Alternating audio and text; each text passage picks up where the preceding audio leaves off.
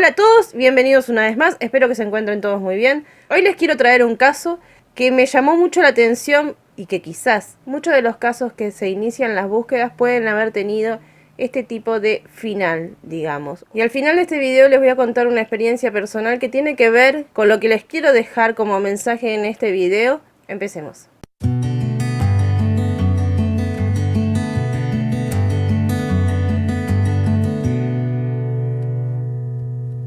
Hoy el caso que les voy a contar de manera más extendida es el de Pamela Vanessa Laime, nacido el 3 de junio de 1983 en Garmendia, en la provincia de Tucumán, de la República Argentina, la mayor de 9 hermanos, hija de Mercedes Saldaño. Solo hizo hasta quinto grado de primaria y a los 15 años, un 28 de septiembre, fue mamá de una beba a la que llamó Solange. Sus hermanos y su mamá la describen como una joven alegre y compañera, muy compinche con su mamá, muy protectora de sus hermanos, una joven inocente. No tenía mucha vida social debido a que desde muy pequeña comenzó a trabajar. Trabajaba en el pueblo, vendía ropa. En 1999 consiguió un trabajo de niñera al cuidado de 5 niños, hijos de un matrimonio de médicos. Esto era en la ciudad capital, en San Miguel de Tucumán, a 87 kilómetros de Garmendia, su ciudad natal.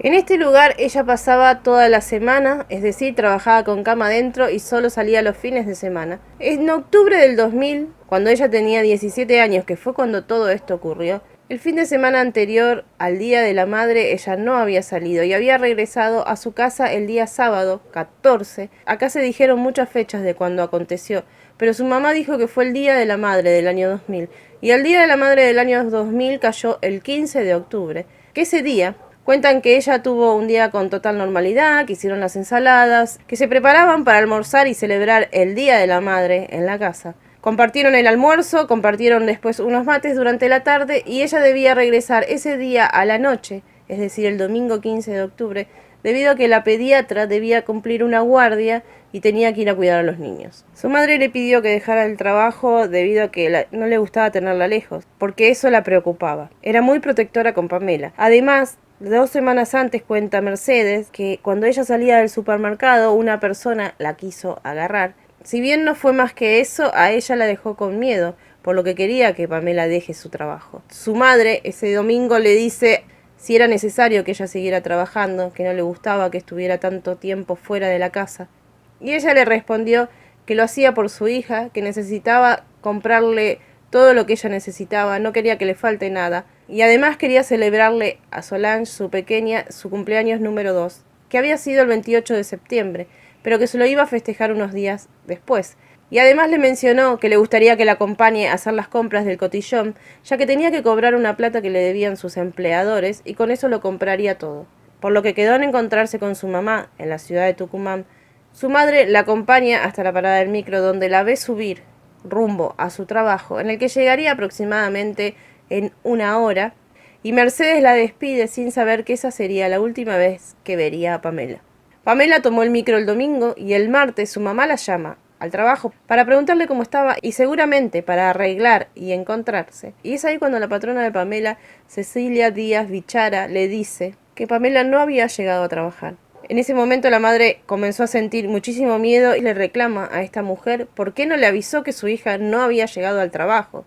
¿Por qué no tuvo esa delicadeza de avisarle? Como es un pueblo chico, la comunicación es limitada. Esta señora debía llamar a una cabina con la que se comunicaba siempre y a la que llamaba a Pamela siempre para comunicarse con sus padres. Pero no lo hizo. En ese momento Mercedes se va corriendo hasta su casa porque no sabía qué era lo que tenía que hacer y hablando con su marido le dice que vaya a realizar la denuncia a San Miguel de Tucumán. Es así que se va a la ciudad de Tucumán a hacer la denuncia sobre la desaparición de Pamela. Recibe la misma respuesta a la que todos estamos ya acostumbrados en todos los casos que vemos, que es que seguramente se fue con algún novio y que seguramente volvería. Ella deja sentada la denuncia, deja sentado como Pamela estaba vestida, que llevaba un pantalón de jean, unas sandalias negras, una remera del grupo Ráfaga y una campera que ella le había prestado.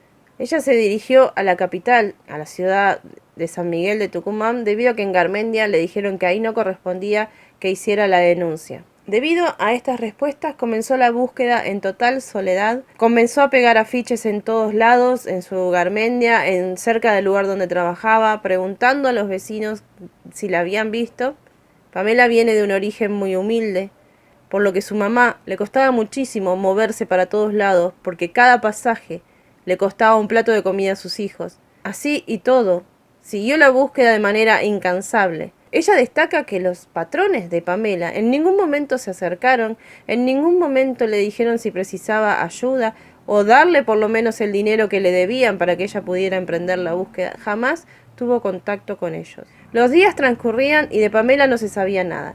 Las autoridades directamente no se ocuparon de ella, nunca le preguntaron absolutamente nada y jamás fue buscada Pamela por ellos. Pero jamás fue buscada por las autoridades.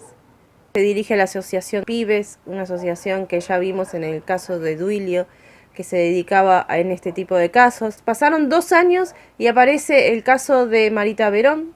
Se junta con Susana Trimarco, la apoya en cada una de las marchas, en cada una de sus búsquedas, en cada una de las misas que ella hacía. El caso de Marita Verón tuvo muchísima repercusión, pero el de Pamela no salía en ninguno de los medios.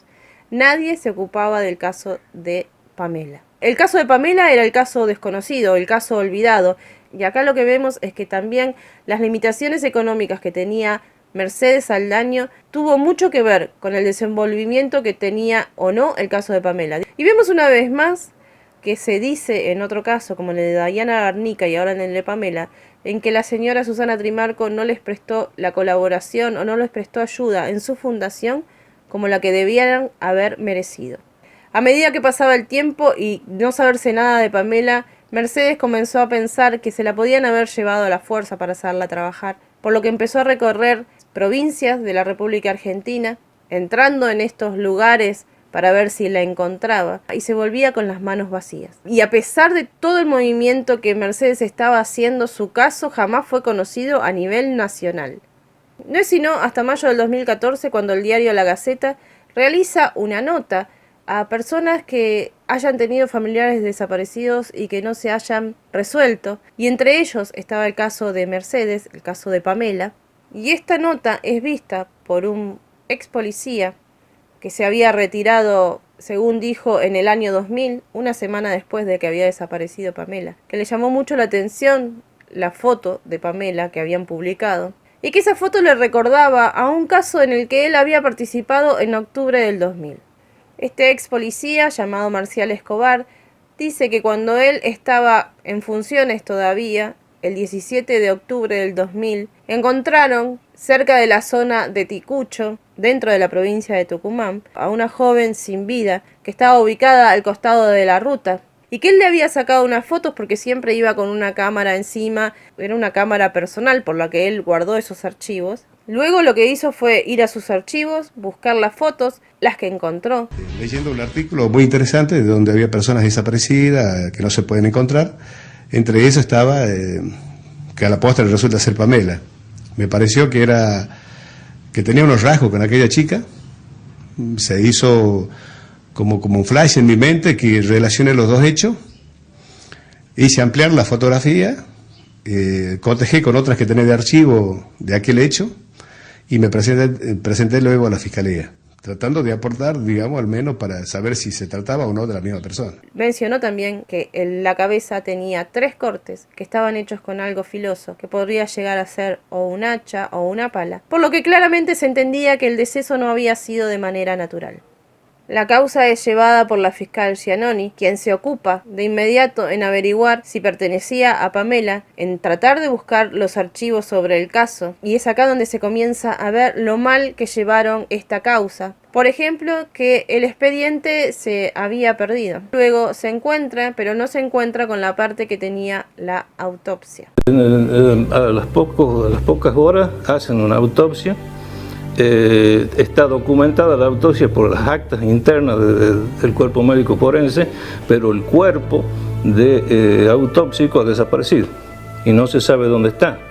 Se ha investigado en criminalística, en todos los lugares donde posiblemente haya estado, pero no se lo puede recuperar. Y acá nos damos cuenta que mientras se iniciaba la causa por la desaparición de Pamela en una fiscalía, en la misma fecha se iniciaba en otra fiscalía la causa o el expediente por la chica encontrada en Ticucho. Al no tener el cuerpo de la autopsia, tuvieron que recurrir a otras fuentes. Juntando toda la información, pudieron determinar que en el momento en que se le había realizado la autopsia se le habían tomado las huellas digitales.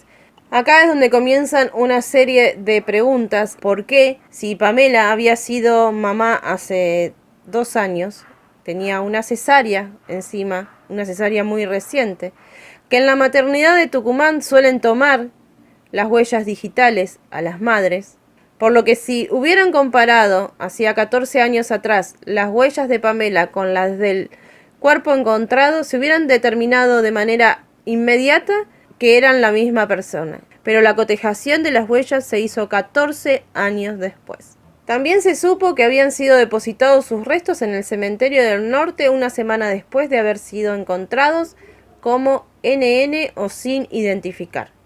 Ya cuando tenían información más precisa de que se trataba de la misma persona y se le informaron a Mercedes, no podía creer lo que le estaban diciendo, estaba muy enojada porque había sufrido durante 14 años buscando a su hija con vida y además al enterarse de que no fue una muerte natural. Siempre se preguntó por qué este hombre tardó tanto en declarar, este policía. Ahora este hombre no sé por qué cayó tanto tiempo, porque una llamada fulminante cambió mi vida, ¿entendés? Me dice, sí, yo soy la persona que justo cuando salió la nota de usted, dice el 18 de mayo, yo comparé la foto. Luego le dijo que era porque él se había retirado una semana después y que no había sabido qué era lo que había pasado con el caso. Volviendo a lo que es el momento en que la encontraron, este hombre, Marcial Escobar, dice que cuando la encontraron pensaron o sospechaban que era una persona de origen muy humilde debido a la ropa que llevaban, que la habían encontrado con jeans, sandalias, una campera y una remera floreada, que creían que podía ser del norte del país o del norte de la provincia por sus características, por su ropa, porque las chicas de la ciudad vestían de otra manera, que entre sus pertenencias se encontraron unos caramelos que no se vendían en la ciudad capital, sino que se vendían más en el interior, pero que como él después se retiró, no sabe qué fue lo que pasó con esta investigación. También menciona que si hubiera seguido con el sistema o el método que se usaba en la época, la década de los 70 o el principio de los 80, donde se tomaban las huellas digitales en la secundaria, cuando empezabas el nivel secundario, seguramente la hubieran identificado enseguida. Pero esto no es así. De hecho, Pamela había hecho solamente hasta el 5º grado, por lo que tampoco hubieran encontrado las huellas. Era muchísimo más fácil saber que en tu provincia toman las huellas digitales cuando vas a dar a luz y que Pamela tenía una cesárea notoria como para darse cuenta de que ahí las podían encontrar. La fiscal Giannoni ordena a la división correspondiente a que realice la reconstrucción para saber lo que había pasado con la joven. Se entrevistan a los vecinos de Garmendia, pero recordemos que ella por lo general en Garmendia no estaba desde el año anterior, o sea desde el 99, ya casi más de 10 meses o un año que había empezado a trabajar acá, por lo que pasaba más que nada la semana en la ciudad de Tucumán, por lo que la hipótesis más fuerte era que algo le había pasado mientras iba hacia su trabajo. Recuerden que su mamá la vio subir al micro, es decir, o fue cuando bajó en la estación terminal de San Miguel de Tucumán, o cuando ya estaba en su trabajo o camino desde la terminal a su trabajo. Por lo que también se interrogó a los vecinos de la casa donde ella trabajaba, que dieron un muy buen concepto sobre Pamela, que era muy trabajadora y una chica muy seria y se la veía muy inocente. Una de las cosas que llamó poderosamente la atención, además de que los empleadores de Pamela nunca se hicieron presentes en ningún momento, fue que la pediatra, la doctora, la empleadora de Pamela, se había ido un mes después de la desaparición de Pamela con sus 5 hijos a vivir a Estados Unidos. El que había quedado viviendo en la ciudad de Tucumán era el esposo, el cirujano, y cuando tuvo que declarar dijo que él había estado separado desde hacía tiempo de su esposa, que no estaba viviendo en la misma casa y que sí conocía a Pamela, pero que ya hacía tiempo que no la veía. También se intentó hacer declarar a la doctora, pero al vivir en Estados Unidos, los trámites de Cancillería no solamente son engorrosos, sino que también son muy caros, por lo que esta señora no declaró. Sabiendo esto, la investigación se centró en esta familia, en este matrimonio. Se periciaron las casas que estos tenían. Una que tenían en el interior no arrojó ningún tipo de resultado. La que tenían en Capital, habían encontrado unas manchas Se ha hecho investigación con luminol en las casas que tienen los expatrones en San Pedro de Colalao. Lamentablemente, por el tiempo transcurrido se han hecho muchas modificaciones, se volteó revoque, se cambió piso en esas casas, entonces es medio complicado decir o adelantarse en el resultado que vaya a tener esa pericia. Pero este resultado luego fue negativo debido a que no se podía estudiar la muestra debido al deterioro y al paso del tiempo. Lo mismo pasó con los autos que tenían este matrimonio. Pudieron encontrar, sí, el del esposo. El de ella no, porque sabían que había estado en la provincia de Mendoza y era lo último que se supo, pero no pudieron determinar quién era el propietario que lo tenía ahora, en la actualidad.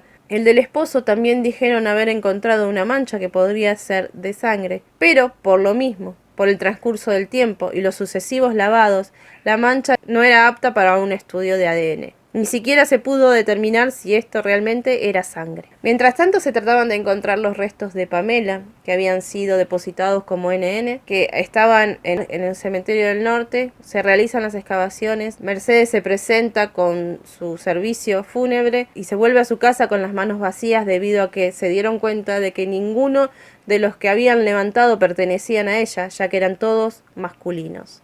Se siguió buscando, después se determinó que podían haber sido trasladados, por lo que fueron encontrados recién en junio del 2014. Se encontró solamente el cráneo, que lo determinaron porque tenía esas marcas, por lo que se envió a realizar el estudio de ADN a Buenos Aires, los cuales recién estarían en agosto. Debido a que no estaba el cuerpo de autopsia que se había realizado en el 2000, el forense que la realizó en ese momento tuvo que hacer un acta donde declaraba o comentaba, dependiendo lo que recordaba o lo que había visto en las fotos, de lo que podía haberle pasado a Pamela, y dijo que podía haber estado en posición horizontal o sentada, que viendo las fotos podría determinar que aún estaba con vida cuando fue arrojada a la orilla de la ruta. Otra de las cosas que llamaba la atención de la manera en que se la encontró a Pamela fue que su ropa estaba impecable, sus sandalias parecían que estaban lustradas, no tenían ni siquiera una sola mancha de sangre. Se dice que fue colocada ahí, que ese no fue el lugar donde ocurrió el hecho, debido a que no había manchas en su ropa. Una de las cosas que llamó poderosamente la atención, además de la limpieza que tenía la ropa, es de que su remera era floreada y su madre recuerda haberla visto con la remera de ráfaga el día que salió y era negra. Esto a modo personal da como que ella pudo haberse cambiado en algún momento o que alguien la cambió, y si ella se cambió es porque ella llegó a su trabajo ese día. El forense en su acta de declaración también dijo que sus pertenencias, que las prendas de vestir y las pertenencias que ella llevaba en ese momento cuando la encontraron habían sido quemadas. Esto le llamó la atención al abogado de Mercedes. Y el señor médico forense informa que no puede decir absolutamente nada más sobre la ropa y demás que tenía puesta en ese momento porque fueron incendiadas. Ahí hay dos conceptos, lo cual una cosa es decir se han incendiado y otra cosa es decir se han incinerado. La incineración puede obedecer a órdenes precisas por alguna razón, pero el incendio supone otras cuestiones que tienen que ser objeto, a mi entender, tienen que ser objeto de investigaciones particulares. Todo hacía sospechar de que había como un acto de encubrimiento y de que algo se quería tapar. Al menos esto es lo que fehacientemente cree Mercedes. Pensar, no sé qué pensar, porque acá cualquier ciego se da cuenta, acá hubo mucho manoseo, mucho encubrimiento. ¿Ah? La ropa de Pamela, ¿dónde está? Dice que se quemó la morgue. Para agosto del 2014, mediante el resultado de ADN positivo, se puede determinar que sí eran los restos de Pamela. Para el 1 de septiembre del 2014 pueden despedirse de Pamela. Realizan el velatorio en su casa, en su humilde hogar, de donde ella salió ese domingo. Pido en nombre de mi nieta y todo el pueblo y todas las madres que estamos en el mismo dolor. Pido que se haga justicia porque no hay derecho que me dejen así a una madre sin una hija sin madre, así que yo pido justicia. Pamela era una chica muy humilde, muy buenita, era muy mimada por mí, obviamente era la primera, y bueno, me llevo los mejores recuerdos de una madre dolorida. Todos los mejores recuerdos de ella, porque ella nunca tenía un mal día, siempre andaba con risa, siempre juguetona. Así que yo siempre le he hablado a su hija de su mamá, que era una ejemplar hija, y que a pesar que está poco tiempo conmigo, le he disfrutado hasta que he podido. Obviamente le pido a Dios y el alma de mi hija que me dé fuerza para seguir luchando y que se investigue, que esto no sea otro caso más impune, porque no es solo Pamela, hay muchas Pamela. Ella no era un NN, era Pamela, tenía familia, tenía una hija, tenía una madre, tenía toda una familia, sus hermanos que siempre la esperaban. Se corría contrarreloj, ya que la causa en octubre del 2015 prescribiría al cumplirse los 15 años. El abogado de la familia trataba de correr ese plazo y de que se empezara a tomar la fecha de inicio desde el momento en que lo encontraron o desde que se dieron cuenta de que eran la misma persona, es decir, en el 2014. Mercedes dice que le llama la atención lo expeditivos que son en el momento de cerrar la causa y no lo fueron en el momento en que su hija desapareció. El caso de Pamela en la actualidad está archivado. No significa que esté prescripto. Archivado sería que cuando se encuentre algún otro tipo de información o algún otro dato, la causa se reabriría. Pero por el momento nada se sabe, la causa no tiene ningún tipo de movimiento, ya no es noticia en los medios. He tratado de buscar por todos lados a ver si se encontraba algún tipo de información y no aparece nada. Hay otros casos, también el caso de Mauricio Oliver, quien desapareció el 6 de mayo del 2014, un joven de 20 años que había salido a tomar el tren para ir a la casa de unas amigas. Era cerca de la medianoche y su familia no supo nada de él. Comenzaron a buscarlo por todos lados, hacían campañas en los medios, llevaba mucho tiempo desaparecido y no se sabía nada de él. Se realizaron las denuncias correspondientes. A los 10 meses se enteran de que lo estaban buscando a su hermano con un número de DNI equivocado, es decir, tenía un dígito erróneo. Al año y un mes aproximadamente de que lo buscaban, se enteran que el 7 de mayo del 2014 habían encontrado a un joven sin identificación que había sufrido un accidente de tren 2 estaciones después de la que él había subido. Y como no lograron identificarlo, fue también enterrado como NN. Y la familia lo estuvo buscando durante un año. Jennifer Gordillo desaparece en enero del 2015 en Boulogne y su cuerpo apareció en mayo, depositado como NN en el cementerio de Merlo de Buenos Aires. Darío Luques desapareció en agosto del 2014 y apareció en marzo del 2015, depositado en el cementerio de Mar de Ajó. Luciano Arruga era buscado desde el 3 de enero del 2009 y fue encontrado el 17 de octubre del 2014 como NN en el cementerio de La Chacarita. Maida Castro, de 19 años, desaparecida el 11 de mayo del 2010 en Villa Lugano, falleció en González Catán por la mordida de un dogo. Una familia de González Catán la encuentra y también, al no tener identificación, es depositada como NN en el cementerio de Villegas. Es encontrada en el 2015, 5 años después. Sabemos que uno de los mayores problemas que hay es el entrecruce de información. Ese año, en el 2015, se realizó por organismos especializados un entrecruce de información con las personas que no estaban identificadas y las denuncias que se habían hecho. Lograron identificar más de 150 casos, de los que se había realizado sí la denuncia sobre su desaparición. El resultado de estos entrecruces de información o estas personas depositadas sin identificación, por lo general, no eran mujeres. La mayor parte eran hombres mayores de edad. Estos casos se los quise traer porque lo que yo siempre veo es que el problema está en el entrecruce en la información. A mí me pasó con mi papá, debido a problemas que él tenía, me tocó varias veces estar buscándolo por muchos lugares. Cuando pasaba mucho tiempo y no lo encontraba, me iba a buscarlo a los hospitales o porque alguien me había dicho que algo le había pasado, alguien que lo conocía, que lo veía. Tiene toda una historia por atrás, pero a lo que voy yo es que una vez me acuerdo haberlo tenido que buscar para ver dónde estaba y no podía encontrar en ningún lado. Entonces lo que hice fue llamar a un número de teléfono que me habían dado, no me acuerdo si era el COP o algo, que me decían que si yo llamaba ahí me iban a dar la información si él estaba en morgue, en hospital o en alguna comisaría. Bueno, resulta que llama ahí y me dice que no, que él no estaba en ningún lado de estos. Seguí buscando, me acuerdo que estaba saliendo de uno de los hospitales a los que había ido a buscarlo. Y mi cuñada, por intermedio de personas que ella conocía, logra averiguar que mi papá sí estaba en un hospital. Estaba internado en uno de los hospitales, después nos dirigimos ahí y ahí lo encontramos. Lo estaban atendiendo en este hospital. Por lo que ahí me di cuenta que la información que me estaban dando no servía para nada, o sea que ese número no servía absolutamente para nada, porque no podían entrecruzar la información entre todos los hospitales. En otra oportunidad me pasó algo parecido, empecé a buscarlo por todos lados, empecé yo llamando a cada uno de los lugares donde podía encontrarlo. Lo empecé a buscar en los hospitales, que era muy probable que él estuviera ahí.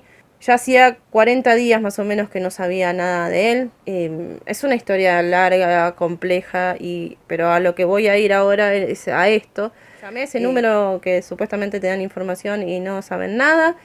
O sea, no estaba, para ellos no estaba. Por lo que tuve que llamar a cada uno de los hospitales que hay en la ciudad de Buenos Aires para ver si él estaba. La otra vez estaba en un hospital de provincia. Pero bueno, yo empecé llamando a los de Capital, que era por donde él solía estar, era el lugar por donde él se movía. Mi amiga llama justo a uno que en el Hospital Pena estaba ahí, lo encontraron. Mi papá había fallecido hacía 45 días. Tenía momentos de lucidez en el que podía dar nuestros datos, de hecho los dio, porque yo tengo la historia clínica, me pedí una copia. A nosotros no nos habían avisado absolutamente nada. Él no tenía DNI en ese momento, pero sí tenía su número. Y de hecho le tramitaron el DNI cuando lo internaron, porque estuvo unos días internados en ese hospital, consciente, hasta que falleció. Y no terminó solamente ahí, sino que me pasó algo que depende de cómo uno lo mire y de cómo se te haga dura la vida, lo tomás de otra manera. No sé qué pasó en ese momento en que fui a retirarlo, pero tuve la necesidad de pedir, que es un derecho, de pedir ver el cuerpo de mi papá. Habían pasado 45 días, así que iba a ser algo un poco fuerte, pero sentí la necesidad de hacerlo. Me llevan hasta la morgue del hospital y me dicen, me ponen un cajón ahí en el medio y me dicen, acá está tu papá. Y hoy me lo tomo con gracia porque no tengo otra manera de que tomármelo. Y me muestran a un hombre de tez muy blanca, muy reciente, fallecido muy recientemente, de pelo de canas. Mi papá no tenía canas. Y mi papá aparte era morocho. Y perdonen, pero se le pusieron a ladrar ahora. Y le digo, este no es mi papá. Y me dice, sí, acá dice tal y tal el nombre de mi papá. Le digo, pero este no es mi papá. Me dice, yo sí, míralo bien, es tu papá. Le muestro una foto y le digo, este es mi papá, este no es mi papá. Y le mostré la foto que ellos le habían sacado cuando lo encontraron o cuando lo internaron. Es decir, era una foto actual. El tipo me mira la foto y me dice, es tu papá, míralo bien, es tu papá. Y aparte está con el nombre de él. Fui con mi novio en ese momento, que es mi actual esposo, y ya viéndome a mí se transformó. Le pidió por favor que le trajera realmente el cuerpo de mi papá. Nos hicieron pasar a otra habitación que tenía la morgue a revisar bolsa por bolsa cuál era mi papá. Lo habían anotado o lo habían registrado con otro nombre. A mí hoy me llena muchísimo de dudas qué fue lo que pasó en ese lugar. ¿Por qué? Cuando yo fui a buscar el expediente sí estaba con su nombre, pero en el momento en el que estaba listo para llevármelo, me estaban entregando a otra persona. Y esa persona supongo que tendría familiares a quien se lo estarían dando. A lo que voy con esto es que trabajan tan mal que no solamente no entrecruzan la información, sino que además te pueden dar a otra persona para que entierres. Yo desde que me pasó eso, siempre que pienso en estos casos de desaparecidos, de personas que buscan, yo como consejo les daría que llamen o que se tomen el trabajo, que es mucho, de llamar hospital por hospital, morgue, comisaría por comisaría, averiguar en todos lados si no encontraron a alguien, lo que sea. Al momento en que te desaparece la persona, al otro día hacerlo. Es muy probable que ellos no hagan ese trabajo y es muy probable que ellos ni siquiera entrecrucen la información.